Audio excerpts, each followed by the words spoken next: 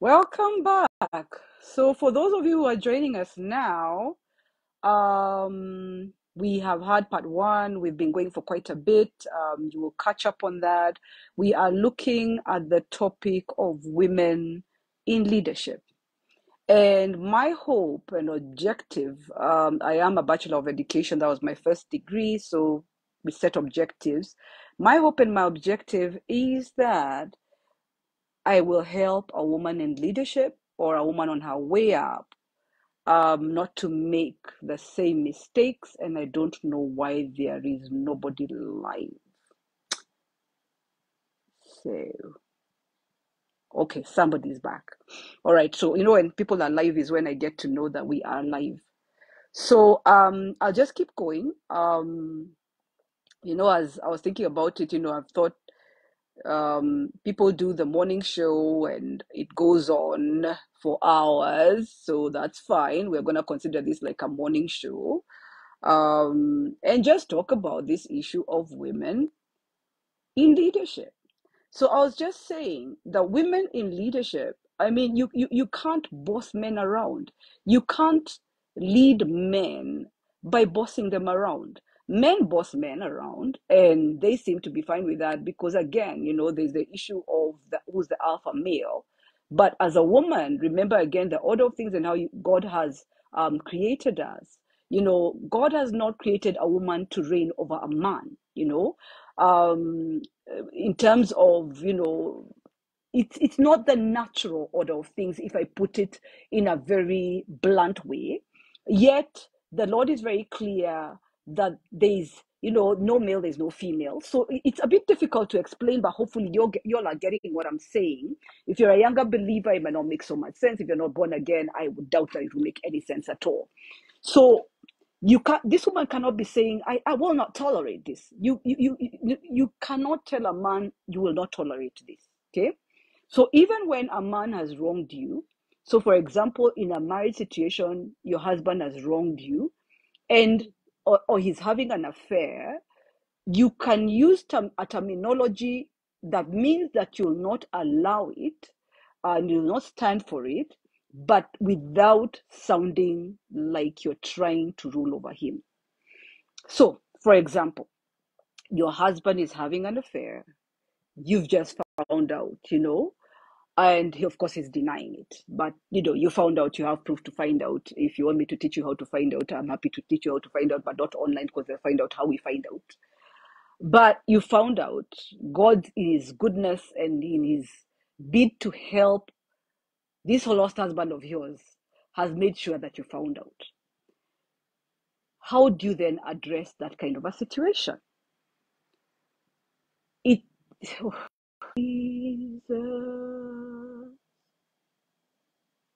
Yeah, so maybe let's move away from the home because it's a bit different. So we'll confuse things.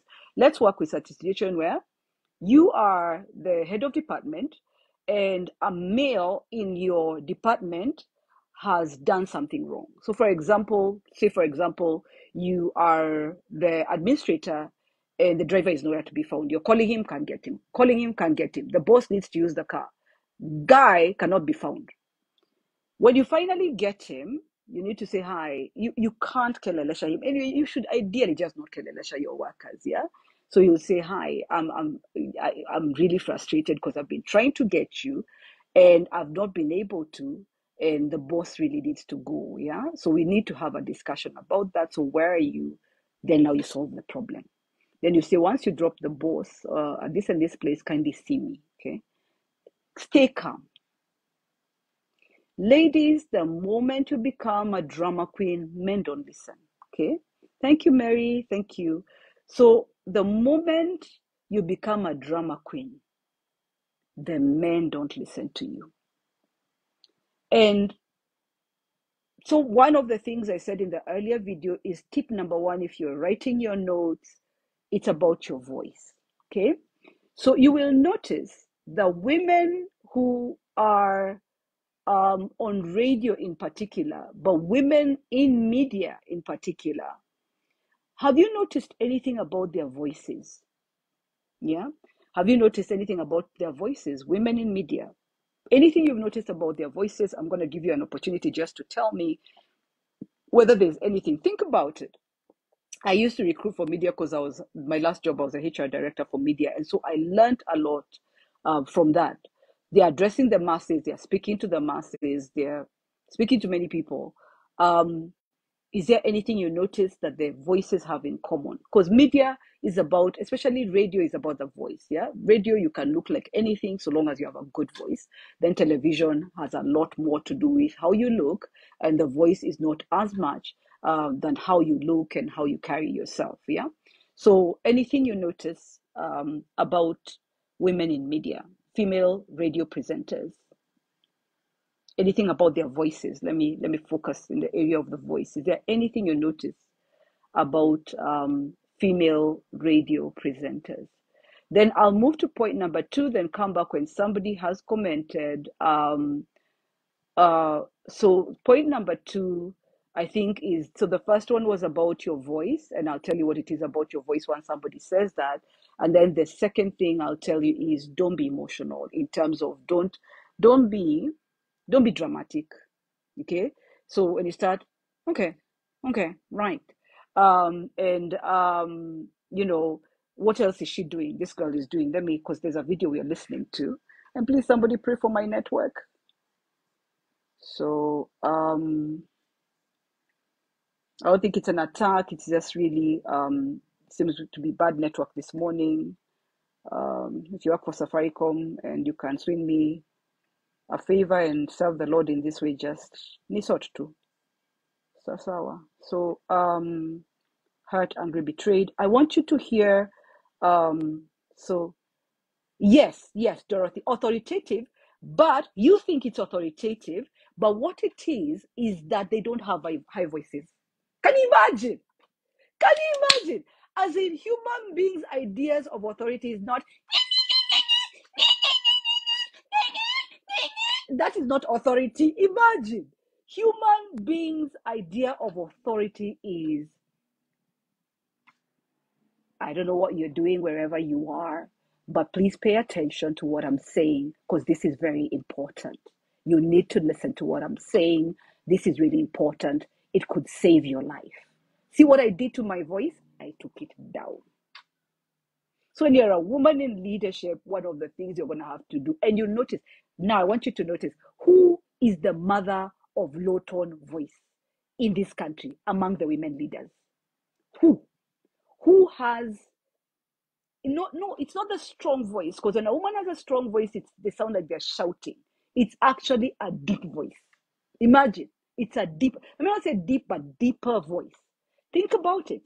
When you think about someone who, for me, my favorite radio presenter, in terms of her voice, is Caroline Mutoko, by far. Yeah, I love her voice. And one of the things I noted, and she is the one who taught me this, because I hadn't actually put my finger on it. Because trying to figure out, I'm like, Caroline, I'm trying to do recruitment, and I think she noticed that I wasn't noting why the female presenters I was bringing in were not being accepted. Because I'm like, they're doing well, I'm like, they sound so nice. Then that's when she just very humbly mentioned, Kathy, by the way, one of the things you note when you want a man to listen to you is lower voice. I'm like, what? And when I thought about it, I thought that I likely may have gotten where I've gotten because in the workplace, I use a lower voice. My voice is not a high voice. In fact, I was shocked the other day when I told someone that I don't speak in a high voice, and the person says, yes, you do. Yeah. I'm like, really? Yeah, so you cannot be dramatic. When, even with your husband, the moment you start, I love you, I love you, I love you, he may decide for the sake of peace, Mr. Makelele, but then men hate Makelele. But then you can imagine, you are the boss in the office, they can get rid of you, and you're making Makelele for them. Your husband may not be able to get rid of you. So he decides, my wife will kelelesha me, so and you know that joke about the little boy who is asked who's the most powerful person in your home. Then the boy says, daddy. Then they said, is daddy scared of anything? Oh yeah, what's daddy scared of? Mommy. Not a cockroach, not a mommy. And it's hilarious. So anyway, let's see if we can listen to this again. Once again, we're listening to Hurt, Angry, Betrayed, Royal Family Seeds Behind Palace Doors. I don't even know if it's gonna play at this rate because I am not on Wi-Fi. Greenspan Tenor. Some of these adverts, me, I don't even see what they are because I don't. So I finish on one point about the lying is one thing. Listen to this chick, how it goes south. Carbon footprint, about the environment. So she's being and where do they wash up to get this award? In another private plane? I mean, to me, again, they say one thing, they preach one thing, but they do the complete opposite. Right. The stage is yours. Thank you. Just give me one good reason why we So should. notice, she's now been given the opportunity to speak. She's told the stage is yours. And then she says, thank you. She's being sarcastic. Men don't do sarcasm. Us as women amongst ourselves, it's like, I don't like it. But when we do body language with each other, that's how we control each other. So the alpha girl tends to be the one who's able to do this to you. The one who's able to say, oh, sister, please. Those things we learn, especially from our African American sisters, and we get all whatever. So, yes. So Beatrice is saying the famous Jeff Koinange interview is Pasaris and Miguna. Yeah. Esther had the shrieking voice. Yes. Got very emotional. She does a lot of that. She lost it. She is actually one of the examples of what not to do in terms of when dealing with a man. However, how does she keep on getting reelected? Apparently, she's very involved on the ground. I was told by somebody how Esther Passaris, she called Esther Passaris, was able to get her directly and told her how she was suffering. This is one of my hairdressers, how she was suffering, and Esther Passaris listened. Imagine, listened. But then my view of Esther Passaris kind of changed there, but I don't think we can agree because she's very anti-family, so that is not something we can agree on. But listen to her. And then she said, Sasawa, in the next 30 minutes, utapata unga. And Esther Passaris made sure that woman had unga in 15 to 20 minutes at Kenyatta Market. And from there, Esther Passaris would call her and say, Kosawa, ulipata ile unga. Imagine. So maybe this woman, seriously, she's clearly got a calling there. But how she turns it into abortion and I don't know, we can love anyone. Again, anyway. And then says she's born again. I have beef with that. But that made me softer. And incidentally, I don't know if my pro-life family would be happy to hear this, but me, I voted for her anyway. Because I looked and I said, I just ticked and I said, Father, help her to become who she should be. But I gave her my vote as women's rep. Because I was like, again, the people I knew there, I could not see who's going to be women's rep. And so as a person, you better know, I voted for you. But I don't think this time you can even start them. So we have a salvation in the house. So, yeah. This way about these. Okay, you know what? I'm going to start with the first point because I've had to listen to a load of people vilify this woman all day, every day, and you know what? I'm fed up with it. So, first point, okay? So, the commercialization of the rift within the royal family is a byproduct, okay? A byproduct of the institution's failure to be anti-racist and You really need to see this video because she's making points, but she's telling them. We don't tell men. Please, ladies, pay attention to this because here's the thing. What is management? Management is delivering results through people. Kawera, Governor Kawera, you need to deliver results through people. You know what? It's very, very possible that the Senate is going to protect you. I don't know if they will, but even if they protect you working with your MCAs, you won't be able to achieve results. You cannot achieve results by yourself, no matter how amazing you are at your job. So the first thing you need to do, my dear Governor Kawera, if you want to save things, even though they impeached you, if it's possible, is find a way to make peace with the governors. I watched you at the Jamhuri Day. I don't know how I ended up watching you for some reason, it popped up. I guess the Lord wanted me to see. I was shocked. Number one, your flag was upside down. The Meru flag was upside down. The flag of Kenya. The black was facing down. And most likely you are sabotaged, because you're not going to get up, darling, and go and prepare the podium for you to give an address. And this goes also to our president and all the leaders. If you want to achieve results, you need to be able to work with your people. And this is where Ruto has done very well, in terms of working with his people. And I loved how that guy has a brain unlike anything I've ever seen in my life. How he calls every one of his team members by name. All of them by name. And he calls them by name, not just the name that you read, but the name that clearly you can see they have interacted. And the other day, people were making a joke about how the president, they were trying to mock him, that he calls his MPs or his UDA party people every day. And from HR, I said that every evening to know what's going on. I said, he does? That's amazing.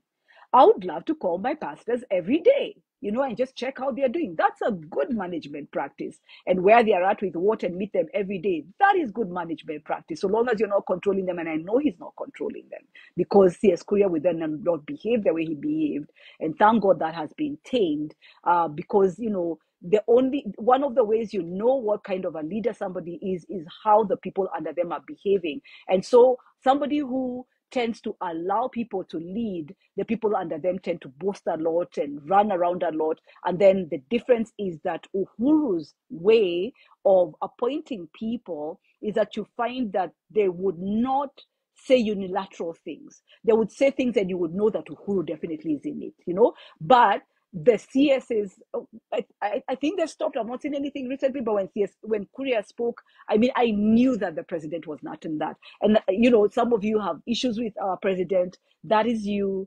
I really wish that your eyes would be open to be able to see, at least up to this point, his intentions, how he's working, how he's operating. We are blessed. That man is such a worker. First of all, I'm wondering how he holds as many meetings as he holds. And of course, it drives me crazy that he holds so many meetings, because I'm like, oh yeah, I hope these meetings have productivity plans, etc., etc., etc. But different styles, different ways. But he's very consultative, and that's how he won. He's very consultative and has a way of just getting people to feel this is our thing, So, however, the area he needs to improve on in this area that Uhuru was better at is the issue of getting the right people for the job, in that. And then I imagine that there's the issue of briefing that Uhuru must have been doing, so that before you go to say anything to the press, Uhuru was in it. In leadership, you have to do that, especially on press, when someone's going to release anything to do with press. And that's why you find in many companies, it's against the policy of the company for you to speak. There are only certain people who may speak to press, because also press are amazing at finding just the right person that should not speak, and then making sure you speak. And I'm sure they were like, could not wait for Moses Kuria. Could not wait. Why? Because already Moses Kuria's personality was known to just be the kind that just speaks the way he wants to speak. And yes, it was working in terms of him maybe getting seats and all that in terms of politics. But for CS, I remember thinking, oh boy, oh boy, oh boy. But I said, benefit of doubt. Would the president really just give him a seat? And when he went speaking the way he was speaking, and then of course other videos were coming saying where he's talking to the press and telling them F you, there are things you don't do in leadership, and at least not in front of the press. And the press are trained. I worked in a media house, and I thank God, because it prepared me then with knowing how to deal with media and what you can say and what you cannot say, and how to come in with a strategy. And I thank God for Caroline. I thank God for Mina. I thank God for Carol Raduo, and people in media that interacted, Tina Kagia, Susan Kiprono, people that I interacted with in media. They were amazing at, when I would ask questions, and they would really, can I tell you, the broadcasts that I do are through the training of the media team at Radio Africa. Just them being my friends and, speaking with them and learning about them and what they're doing and da da da da and observing them. And that's how I am able to do broadcasts. Um, and that's the other thing that the president does need to address and needs to do is get someone from media to train and speak to his politicians. Otherwise, they'll just make it look bad because everybody's gonna assume that by the time you're speaking with so much authority, you obviously spoke to the bosses. So women leaders, let's go back to our dear women. So number one, when you're speaking to men, when you're speaking to the public as much as possible, on a video, it's easier for you to have a higher voice. It's okay, but only up to a certain level. You do need to. Leadership is about people trusting you, that you're gonna take them somewhere. And being a prophet in that way, you will note that when I am prophesying, unless I'm wailing, which is really part of being a prophet anyway, you will notice that there's a way that I would speak. And literally, do you know, sometimes I hear my voice when I prophesy and I say, you know what? That's not even me. Because sometimes my voice changes so much until it sounds like, that exorcism. I've never watched it because it's too scary and spooky, or it sounds like another voice. And there are literally times that I will speak and this particular one, when I speak, it's in the prophecy levels of like I'm around people who know me well, so not on media. And my voice changes, and I've been asking people to record me so that I hear, and my voice changes into a man's voice. And that's when I know it's the Father speaking. Because even I'm hearing this voice, and he does something to my vocal cords. And it scares me in terms of there's a way that it brings reverence, but it has such an authority that even when I listen later, I feel like I'm just gonna, because there's a way the Father speaks. And there's a way when the Holy Spirit is the one who's speaking, there's a way the Holy Spirit speaks, there's a way that Jesus speaks. There's just a way that God speaks in the different forms that he comes in as the Father, Son, Holy Spirit. It's maybe something I can do in a different kind of video. It might not necessarily be necessary. But so women, number one, your voice, lower your voice, the tone of your voice when you're speaking. Then speak slower. Don't speak fast. Speak slower. A lot of women, when they want to be heard, they speak quickly, assuming that the men will listen, and that is a sign of rejection, by the way, and they will sense it, they will know it, and they will then therefore not listen to you. Human beings are very interesting, and I think this probably has to do with our fallenness, definitely has to do with our fallenness. They will either listen to you or not listen to you. And what you want to do in leadership is be listened to.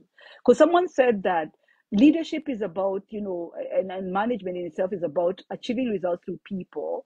Leadership is about influence. So management is about achieving results through people. Leadership is about influence. And they said that leaders lead by being followed. Okay.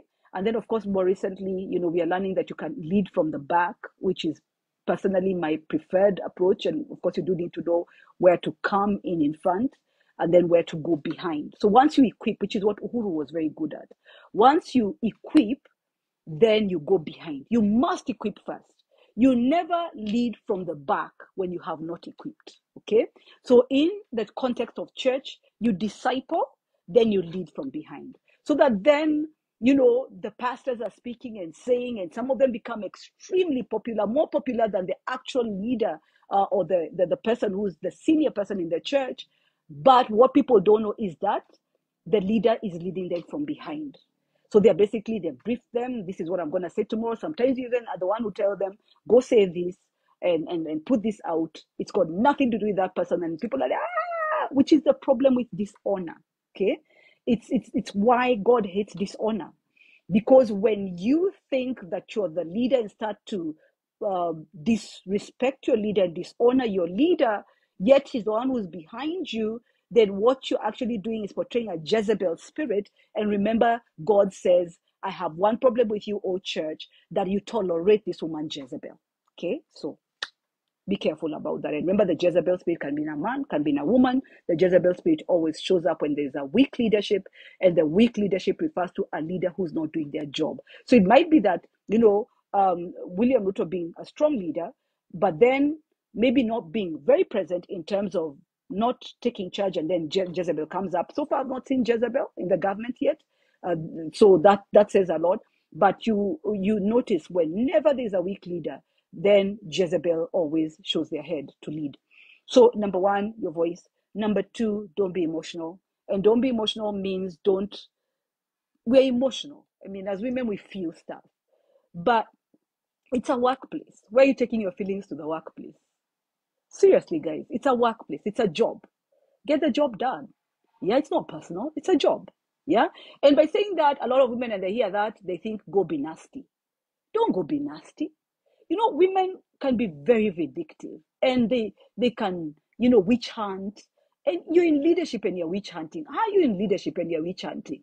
Just factually, terminate the person. You want to terminate somebody, you can find a reason to terminate that is legal, and that is procedure based. So don't witch hunt. Don't fire people because you don't like what they said about you, because you don't like them, because you don't get along with them. And the fact of the matter is that sometimes we work with people that we don't like. I don't like you, but you do the job, And what I then need to do is look at how to manage you. How do I then manage you? Because I am your manager. How do I manage you? And managing does not mean bossing you. One of the problems I found in the church leadership, I didn't find it in the, I didn't, no, I found it in the corporate environment, but what we did, and for those of you who are in leadership, I want to encourage you to do this, and I hope our president can listen to me on this. And Aisha Jumwa, who's the head of public service, really, this is really her docket. When you appoint people in leadership who've never led before, they're leading for the first time, you must take them for supervisory skills training. You must take them for that, and then take them for management courses and leadership courses. And there's a difference between a management course and a leadership course. And those are some of the things I do. And I teach you how to manage people. Because when I became a manager, I was a very good worker. I was very good at my job, and therefore I was promoted because I was very good at my job. But I was not a good manager. I'd never managed anyone really.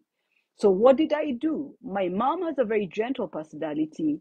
My dad is therefore my ideal, or was, let me say, was my ideal, not because, I'm not saying was because he's passed, but he was at that time my ideal leader. And so what did I do? When you get into leadership, if you're not trained, you find a leadership person to copy. It just happens. And normally it's within your family a lot of times.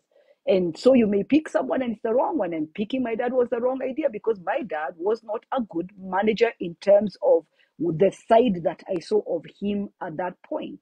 I've later found out that when he came to the military, he was an amazing manager, and that's why he was promoted so fast within the army ranks. And they respect him so much. And I was speaking to a lady who told me, I worked with your dad, amazing guy, never wronged anybody. I'm like, I said, oh, amen, amen. And I thought, what do you mean? Because that's not the guy I know, because my dad would really rub people the wrong way. But interesting enough, after he passed, everybody's talking very well about him. And I don't think it's because when you die, people don't talk badly about you. But it turns out the people actually liked him. And he thought he was hated, and we thought he was hated, and people behave like they hated him, which is very similar to what would often happen to me, where I'm so sure I'm hated. And because I can be very abrasive. I'm less abrasive because, let me tell you, I probably need to do a video about the difference between transitioning from being an amazing leader in the corporate into being at least a good leader minimum in the church. I thought I was a very good leader. I had been told I was a very good leader, not a loved leader. I've never cared much for being liked. For me, it's not about being liked, it's about results, and it's not getting results anyhow. But some people just don't understand that you require them to work. And like I said, I'm strict, and people don't want a strict person. But every time I leave a workplace, people are saying, I wish we could come back. So I'm used to that. And things tend to fall apart after I leave. And, I don't like it. I wish they wouldn't, but happens, and then people then realize what I was doing. So my dad and I kind of people who grow on you. I'm that personality type that grows on you. And so again, to our women leaders, what is political leadership like? I can't answer that because I've never been. Okay. And the thing is, though, the one I can answer for sure that's very evident is people need to like you. You don't want people to get pissed off because it's about voting. Politics is about voting, and people vote for you because they like you or they believe in you.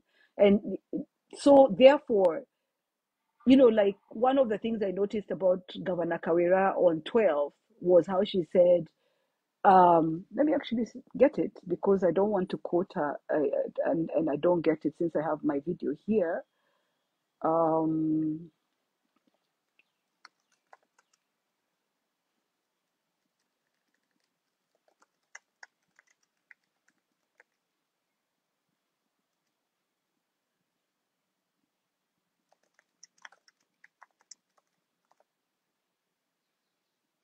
So I'm just typing in Governor Kawira here to stay speech because she spoke and said, I'm here to stay. I'm going nowhere. Okay, I hope I don't. And see big this Christmas. Let's see if I can find it.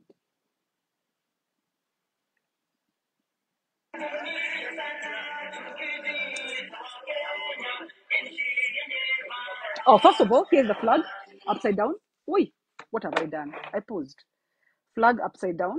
So just in case someone says Naonea Kawira. And how do I know? I want to tell you how I know. So there is, I don't know if you guys can see it. Can you see it? Can you see it? Where is it? Iko upside down. Black iko chini. Ni flag ya nani hiyo? Okay. Okay, wameiondoa. Wema kwa watu wote daima. Nenda haki daima. I love this song. Yeah.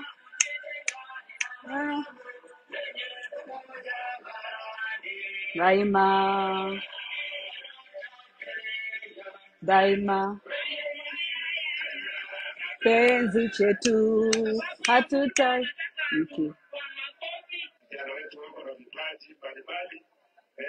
So in that video, she's dancing and looks really nice. She's dressed well. Okay. So that's the other thing. As a woman, you want to be respected by the men. Don't dress like a slut. They won't respect you. Okay. So if respect is not what you're looking for something different, like for them thinking of you sexually, they already think of you sexually. Here you are, and they won't respect you. Men don't respect a woman who dresses indecently. They want to sleep with you.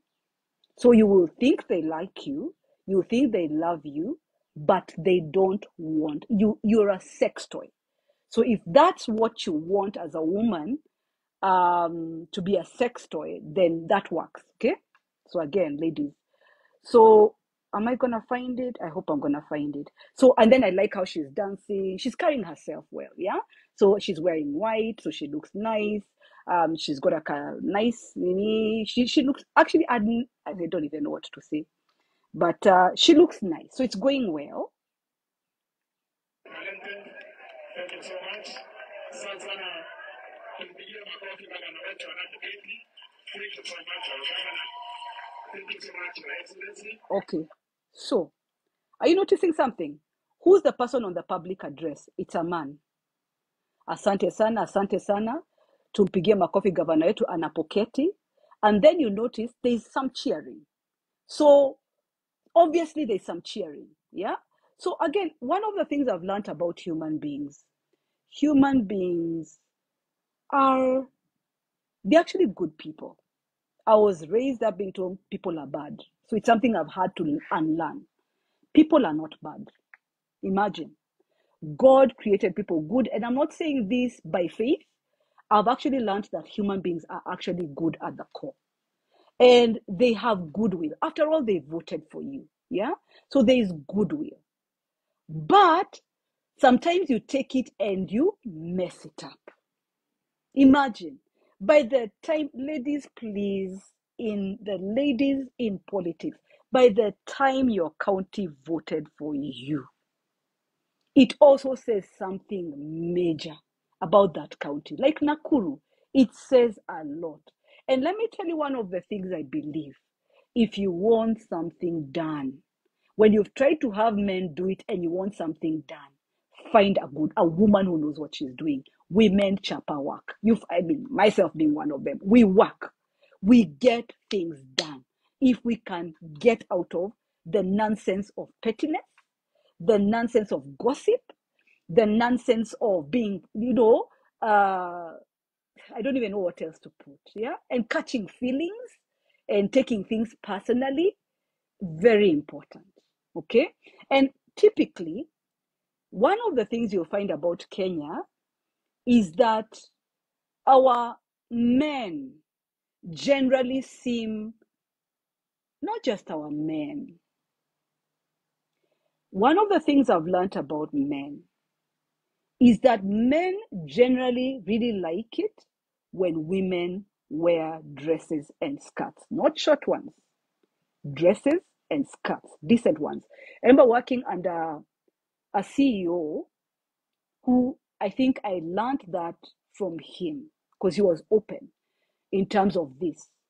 I would wear dresses and skirts, skirts really, like skirt suits, and then they're just at knee level. And one day he said, hey, you decided you're wearing for us power suits. I remember thinking, I don't thought that that's a power suit. Then he said, the way you're dressed, you look very hot, but we know that we cannot have you. And he said, that is amazing for a man. Like, what? I did, of course, react because when your boss tells you look like, very hot, but we can't have you, you also know that he's checking, or can we? Because that's just how men are. They are always trying their luck. They're trying to see whether I say, really? How do you know? Or you never know. Don't do that nonsense, ladies. In the workplace, don't make those sexual jokes. Or talk about your sexuality, or when men are having banter about how they're going to go get some, you're talking about how you're going to go get some as well. And now I'm speaking in terms of secular environments. I'm assuming I'm addressing born again women, and therefore, mostly it's born again women on the platform. Therefore, we don't even talk about that, and if we do talk about that, because times are a little bit more modern, there's a way and there's a place for that, okay? Personally, for me, if I'm amongst men and I find myself in situations like those sometimes, someone's telling me, today you're looking so tired. Kwani, what happened? I say, well, my husband did not give me any rest the whole night. And then I move to subjects. Why would I do that? And we can laugh. We can go like, yeah, and laugh. But what am I doing? I am stating that I'm very satisfied at home. There's no vacancy. You get? So sometimes I will do that. But again, can you carry it the way I carry it? I don't know. So don't go trying it out, okay?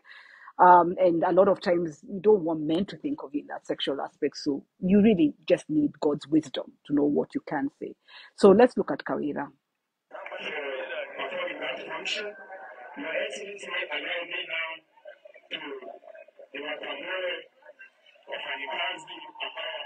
Okay. Katiba hairuhusu deputy governor wawili. Tuko na governor Meru na deputy governor. Sini sawa sawa. Na maendeleo ina. I need to find her speech. Mama ni watupelekee waomba wa mama aliwa wake. I've not listened to all this. I'm trying to find a clip. There's a clip I was sent, so I only got to see that.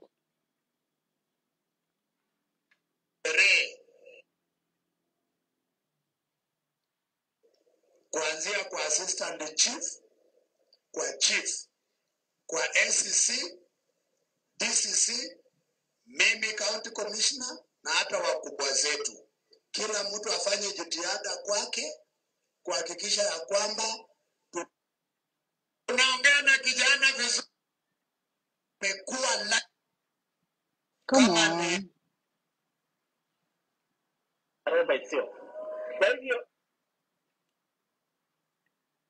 She came at the. Oh, there we go. There we go. Create Oxygen is a one-stop shop.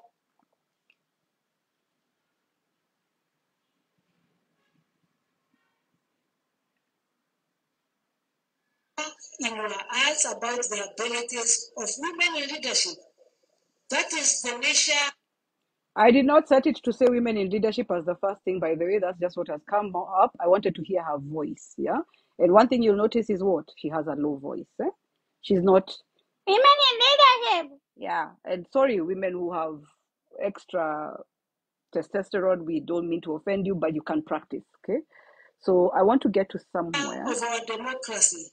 At times, democracy can be noisy and rough, full of roadblocks. Have you heard that? At times, democracy can be noisy and rough. Don't belittle people, okay? That should not worry you. We shall not be silenced by our critics. We shall treat their voices as concerns as we continue planning and implementing our development agenda. Mbele tunasonga kusonga. Okay, so there's nothing wrong with what she has just said, that we will listen to the voices of our critics as concerns. But does it mean you're listening? Because part of what, let's look at Harry and Meghan, back again to where we had started. And again, I'll just introduce a bit of what I just learned in, we've just done a unit called Alternative Dispute Resolution, which is like a really way to go these days, where guys are avoiding the court system and going for ADR, as we call it. And we were learning the different forms of ADR. And there's something called conciliation. But conciliation comes in a case where people can't stand each other, they are no longer talking, so that's when you bring in conciliation. But there's something called mediation. Mediation is where people are not understanding one another, so you get a mediator. It's affordable, think of it, Jesus. What is Jesus? He's our mediator, isn't it? Yeah, and even in the Bible, it's very, very biblical. And so in the case of Meghan and Harry, I would be keen to know, we may never know, when there was a problem, was there anybody who tried to mediate? And what a mediator does is that they call this person and hear what their problem is. They call this other person who hears what their problem is. And then they try to explain to the other person using the goodwill that both parties have for the mediator, because they choose the mediator together and decide who the mediator will be. And then based on the relationship, so in this case, Jesus Christ, being the relationship with God and the relationship with us, he came as a mediator, to pay attention to what is it about us. That's why he came into us. What is it about us? Kwani, why are they sinning like this?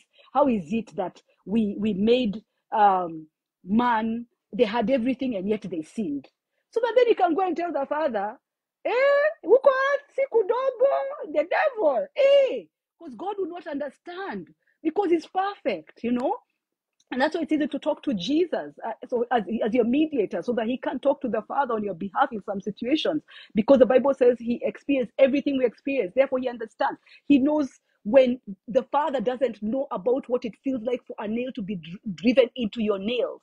The Father doesn't know about what it feels like to feel cold, in winter. And therefore, when someone talks to you about something, you're like, what? Because you're cold, or it's hot.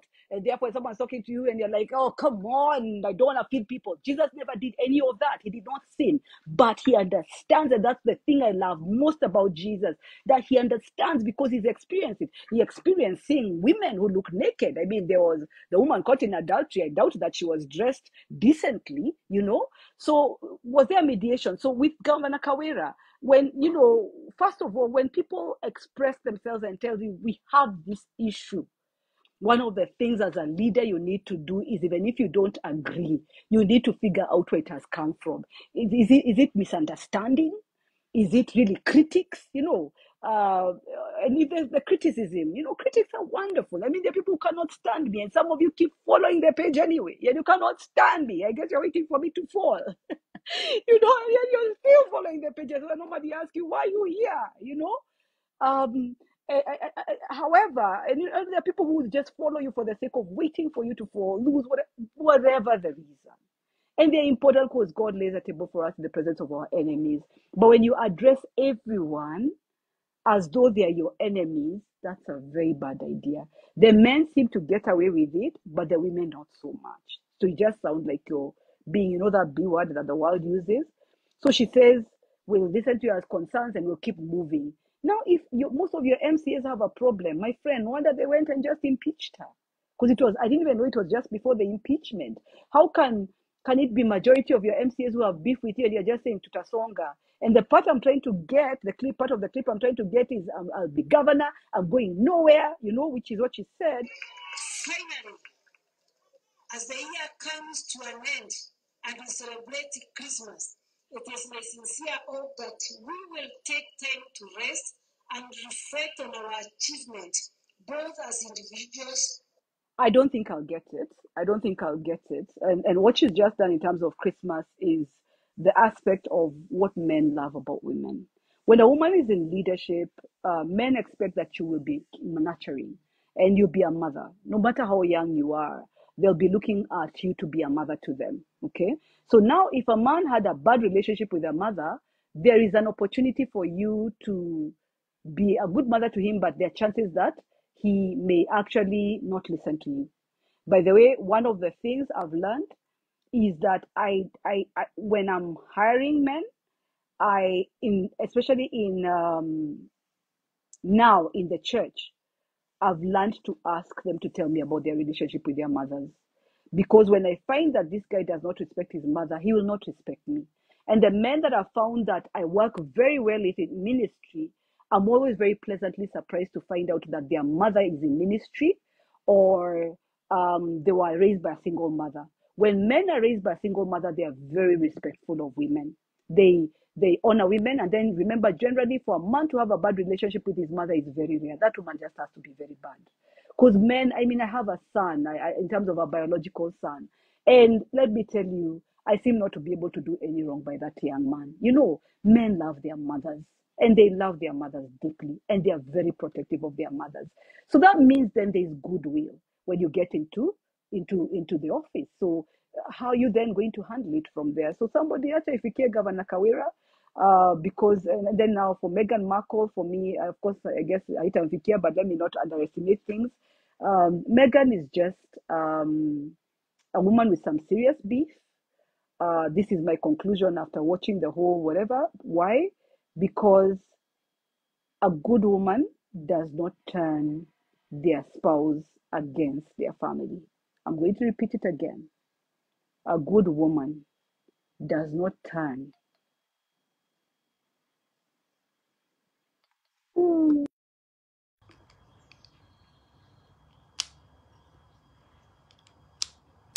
So my AirPods just died and I don't know if you guys will hear me. Can you hear me? What is it like? I've not tried to use this phone without my AirPods. So as they charge kidogo, what's my sound like? Sorry, I didn't see that one coming.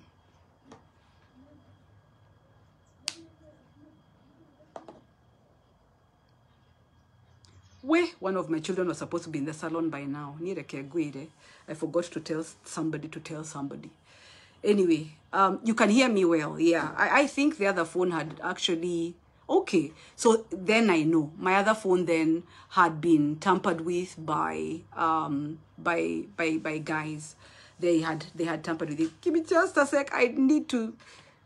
Anyway, I'll manage it. So I need to finish this. I got a bit caught up because I was thinking about a 10 o'clock meeting, but I forgot that my baby was supposed to be in the salon, and I think I booked her for 10, so we are good because she's being woken up. So anyway, allow me to end it here, and then better sound, really? Better sound. Oh my goodness, that's interesting.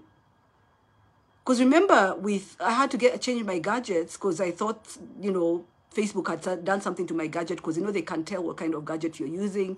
So they can make sure that they interfere with that. And so I changed gadgets. And that particular gadget I was using, if I tried to speak directly like this without AirPods, it was very unclear. Oh my goodness, amazing. Thanks, guys. So all things work together for good. So I've always used these with the other sound because anytime, remember, I would go live, you guys would tell me it sounds shh. But the niseme wenye mnajudgingi watu, hii ni nywele yangu. I'm not bragging. But some people, you know, they judge you as a woman even up to, unawezaje kukua pasa na umevaa weave or wig. I normally do. But yes, it is my hair. So anywho, the Lord has crowned me with that. So... Yeah, let me tell you, by the way, women get so judged. Part of why I don't do my nails anymore is because I realize some people just can't listen. The moment I say, oh, glory to Jesus, they stop hearing. Yes, that's how much we're judged. But that was not the reason why I didn't. The one I have not been able to disregard and ignore, thank you, Nancy. The one I've not been able to disregard or ignore is the one about trousers and preaching in trousers. I hardly ever wear trousers when I'm preaching. And again, this one now, again, women leaders in church. In Africa, most African countries, a lot of people cannot hear you or listen to you when you're a female ministering in a trouser or a short skirt or short whatever it is. Thank you, Doreen. Yeah, so, and thank you, S, as well. And thanks, everybody, for the compliments on my hair. At the age that I'm getting to, part of what I was explaining to you guys about perimenopause is where if you have thick hair and it's coming across thick and coming through, then you really bless the Lord, because it's part of what happens is that your hair begins to fall apart. Imagine, I hear even there's even balding, but let me not switch subjects. I'm coming back to perimenopause, so we can pray about this perimenopause story, because Jesus died for perimenopause too. Kwani, yes, and menopause. So I just want to try and see if I can go through the points, at least of women in leadership. So one, your voice. Two, men don't hear emotions. And this one, please carry even as a wife. And that's why as a wife, if you burst out crying, a lot of times your husband switches off or doesn't know what to do, which is horrible though, because that's your husband, isn't it? Yeah. I had to teach my husband how to listen to me when I cry, because I'd burst out crying and he says, yeah, you can cry. It doesn't matter. I mean, just cry. But yeah, we need to deal with this. And that's why we had to go for counseling, because I just couldn't hack. I'm like, what? I'm crying, you know, at least stop. And I wasn't crying so that he can, because he assumed that I was manipulating him using tears. And I don't blame him, because my husband has only one sister and she's the older sister. So he doesn't understand stories of your crying, as in, sorry, how did you burst into tears suddenly? I mean, that's unfair. And I remember he would even say something, even me, I can cry. And then sometimes he'd say, just because I'm not crying physically, don't think that I'm not crying inside.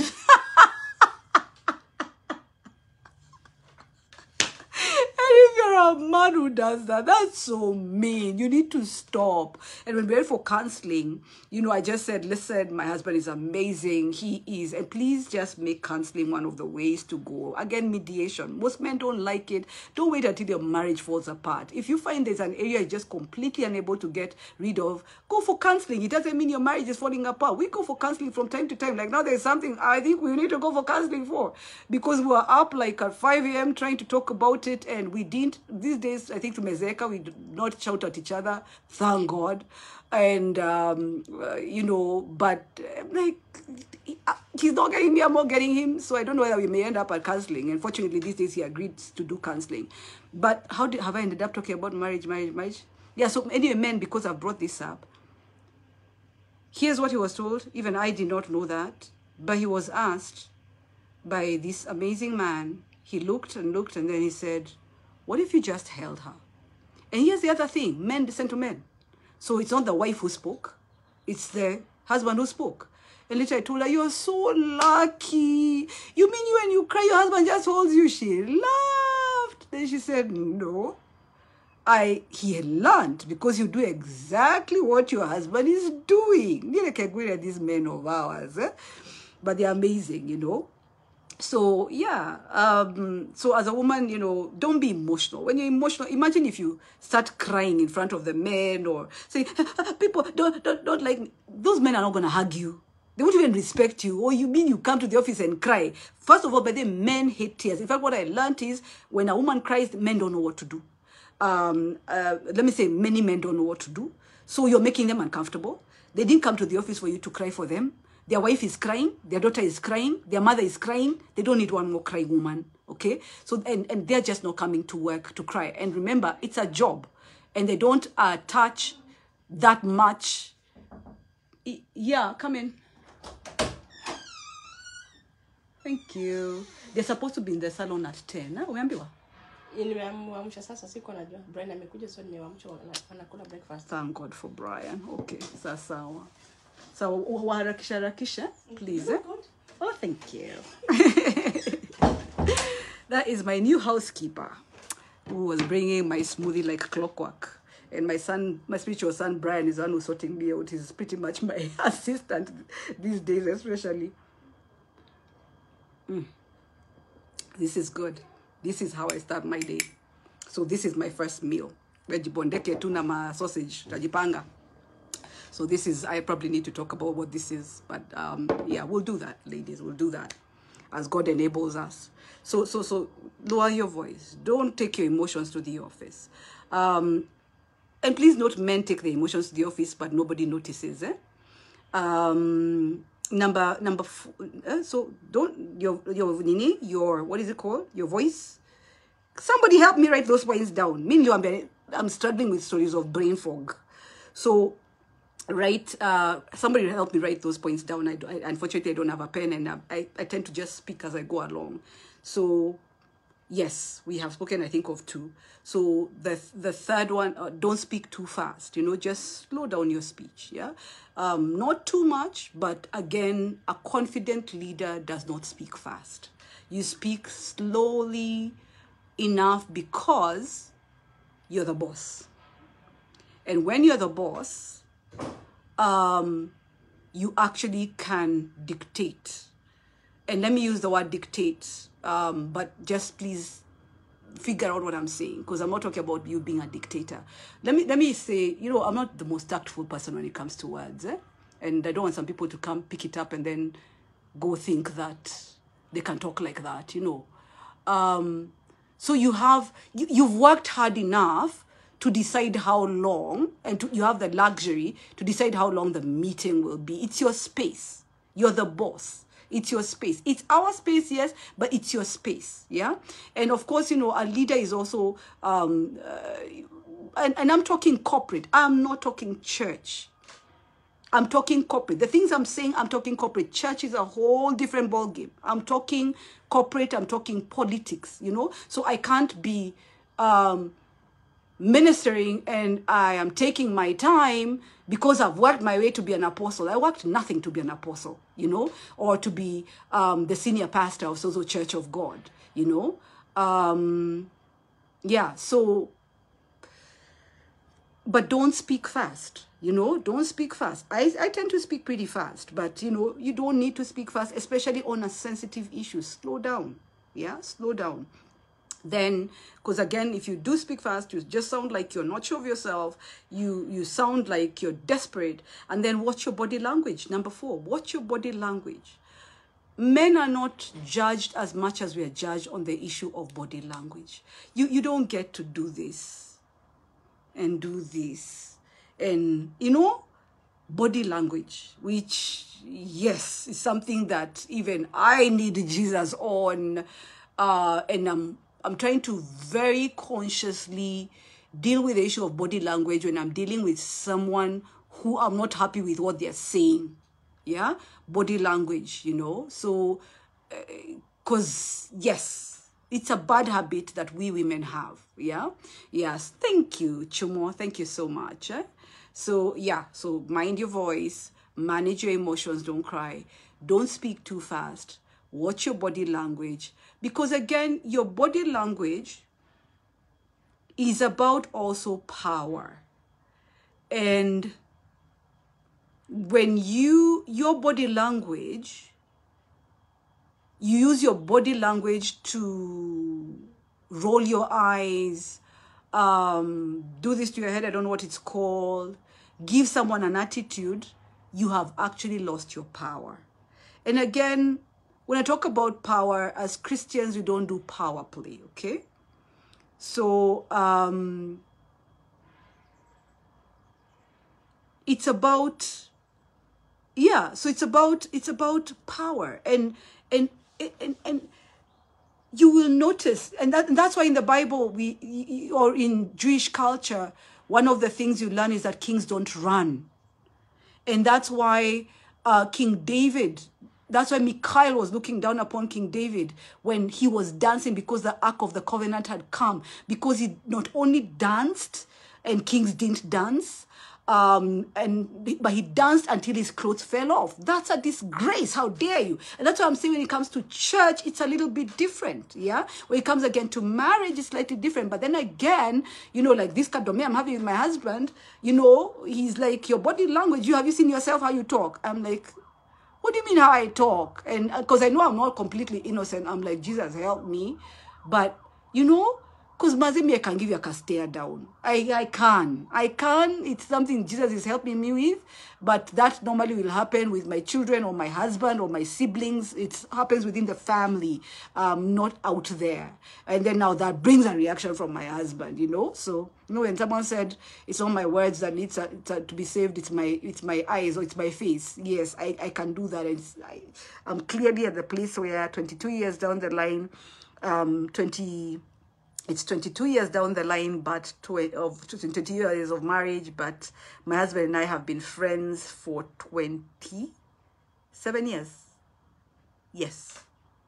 So 27 years down the line, it's time for me to address it,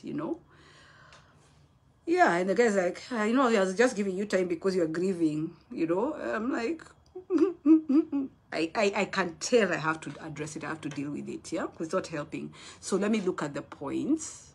So your body language. So part of why I'm sharing this is to tell you that I don't teach these things because I have become perfect.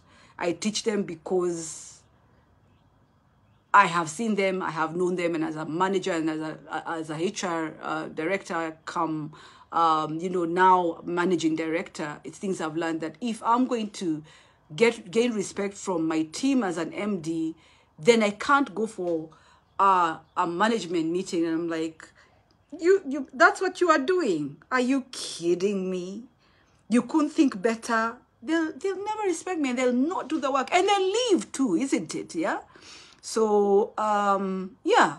So I think I've read through. Yeah. So number 5 is integrity. And remember, integrity, talk about integrity in Kenya, thinking it's not having corruption. But integrity is about also, integrity also has to do with keeping your word. It has to do with, you're supposed to have a meeting, please show up on time. So don't be late because you're the boss. Integrity is about, if you're going to make people work, then work even more than other people are working. Integrity is about how you handle your home affairs.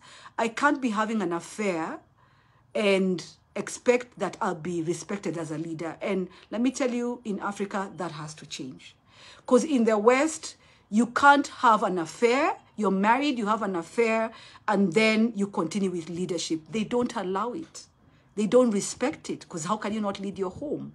So let me stop at the 5, and then we will try and continue from there, because I have a meeting at 10 that I need to quickly get ready for, and I don't want to be late for that meeting.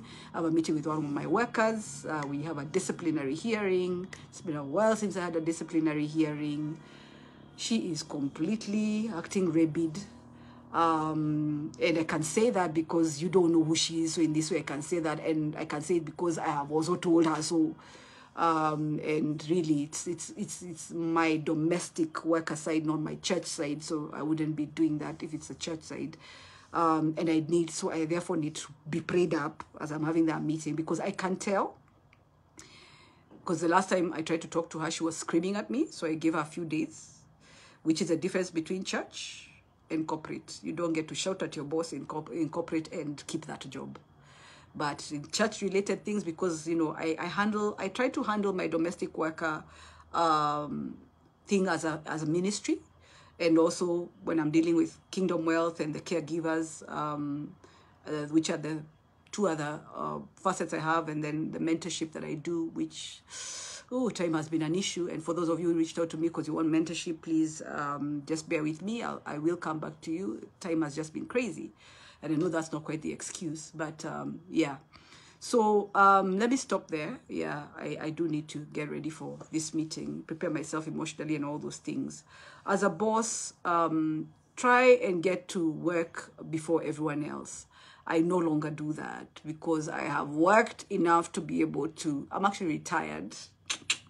Yeah, so I do not do that. And I have people who now do that. Then I come when at the point that I will be required to be there in most situations, unless it is really necessary for me to be present. I did my time of being there early and trained others to do it. So yeah, we will continue from number 6. And I hope you will join me, those of you who are listening, or I'll remember to check those numbers so that we can then continue. This can apply to men in leadership in many ways, but sometimes it applies only to women in leadership because of certain things. The things I'm trying to speak to you about is about women in leadership, because you're gonna be judged in a harsher way than the men. But feel free to apply them, because leadership tips tend to apply everywhere. And especially if you're a young man, you're probably going to be judged a lot like a woman. And maybe they're going to be vicious on you because you're a young man in leadership, and the older men don't expect you to be in leadership. So especially if you're a young man, do listen. Do not, your hairstyle is going to be an issue. If you want the older men to listen to you, you will need to deal with your hairstyle and have your hairstyle like a man, depending again on the society. You know, places like US, nobody cares. You can have cornrows and you're leading, but you don't see cornrows in certain places, isn't it? Yeah. Alrighty. Love you guys. God bless you. Keep well. I have loved ministering to you. I always do anyway. I just love ministering, and this is more teaching. And some people wonder because they think that pastors should not be talking about this kind of things. All we should talk about is how Jesus came, died on the cross, and da, da, da. But his divine power has given us everything we need for life and for godliness. Yes. So yeah, mercy. Yes. The moment you're working as a woman, you have been judged. I remember walking into the company that I walked into, and let me tell you, a lot of what I learned about women in leadership, I learned in that company by my mistakes. And I walked into that company, and on my first day, I called to ask where I'm parking, and I was told where the parking is, and it was such a setup because it turns out it was actually the parking, it was my parking, but, and this is a fantastic example. So this parking was my parking, but my position was a new position, and then that parking was a free management parking. This I learned later now. And so this lady, whose name I'll not name, had been parking there simply because of her confidence, I guess, but also I've never really tried to find out what it was, but she was parking there. And then when I got there, I think she got there and got in and parked.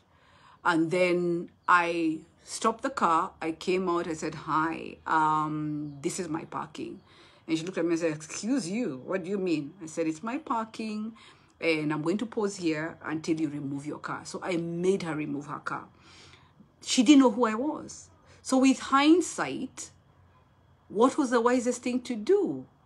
It was to put the car on the side, then call the manager who gave me the parking and say, someone has parked there. Or I might even have done that and she was told to get out. I think that's how she got out. So please note, that's how I entered this company. So when I entered, this is now Radio Africa. So I enter, and I'm entering how?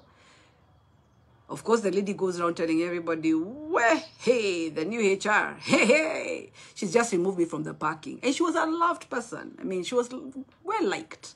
So my first day, somebody who's been there for many years, has a good following, and people who love her, know her, believes that I am the B word. Yeah? So it did not start well. Then guys found, oh, okay, she's not bad. So it continued, and it wasn't too bad. And then I became a pastor, which they didn't know. So I guess demons came to Sumbua people, and therefore I started to get crazy attacks. No, I retrenched, actually. I retrenched. I came from Siju maternity leave. When I came back, I was given retrenchment letters, and said, me, I retrenched. Well, and I knew nothing about that retrenchment. Me, people were hired when I was on maternity leave. I was not consulted. I come back, and the business suddenly is not doing well. And suddenly, where? I'm given a list, and I'm told retrench. See, me, I get business done. Oh, okay, sasawa. And me, I own situations. Okay, so me, I just sat down letting people know, yeah, you're being retrenched, and with a very blank face. And that was now when all hell broke loose. Because, I mean, I would like to say spiritual, but truly, that's when all hell broke loose. Because people say, oh, she's retrenched me. And hence why you will find that apparently one of the things I did, which I did, by the way, was at some point of retrenching people so many times, and I was so fed up and I was so stressed and had cried my eyes out. I wrote on my Facebook page, anyone who thinks that they have been retrenched because their boss, and their boss didn't know about it, is a fool. Are you seeing emotions? What happened? Somebody screenshot that thing and then made sure that it reached the wrong places. And of course, everybody said this woman is so cold. Yani, she's retrenching people. And then she's writing that anyone who gets fired and assumes that their boss does not, believes that their boss does not know it, is a fool. Because the list comes from the bosses. I mean, what do I know about you? The list comes from the boss. But, you know, I assume, I mean, how can anybody think, you know? Because the bosses can set you up, And please, HR people, do not allow that kind of setup. I mean, by the time I left, I'd grown enough to say, oh, we are retrenching. Then by that time, I think I wanted to leave and serve the Lord on a full-time basis. So I said, so please put my name at the top, so that I can retrench everybody, then retrench myself, which would have been horrible because it could have looked so bad. Thankfully, my boss was sweet and did not want to do that to me. And finally is when I sat with him and I said, you know what? I'm tired of being hated because I'm retrenching people. And when you're hiring people, you don't involve me. And then now here I am. So I fought back to be involved in hiring and to say, what is the strategy? Why is this person, people being hired? Because in media, remember, we hire talent, okay? Or I'm no longer in media, but in media, talent is hired. So if you can acquire the whole of RMS, SCG sports section, because you're starting a sports channel, more power to you. Also, it seems. Then if the sports channel, that doesn't work and you find out, kumbe people didn't like me, it was RMS that they like, it's not about the sports people. Oh my goodness, I need to fire these guys. So people are being now retrenched in that way, and that's the craziness of media. So this story of hating your media HR director, they have nothing to do with it. Those things come from all the way board level. And I think what I would want to tell people, and women in leadership especially, you know, you can't get in and say, you know, I'm not the one who wants to fire you. You'll seem like you don't have power. But what do? You can actually, this is what I learned in my last year, I think, or last 2 years, is that I prepared letters, did not sign them, gave them to the boss, because after all, it was coming from there, because you're the one who drafts the letters. So the boss signs, and then I give them to the heads of department. Told them, yeah, you guys want to retrench people? Go ahead. From there, we even got along very well with the heads of department because they respected me because of how hard it is to fire people. Yeah. Gotta run. For real, for real. Barikiweni.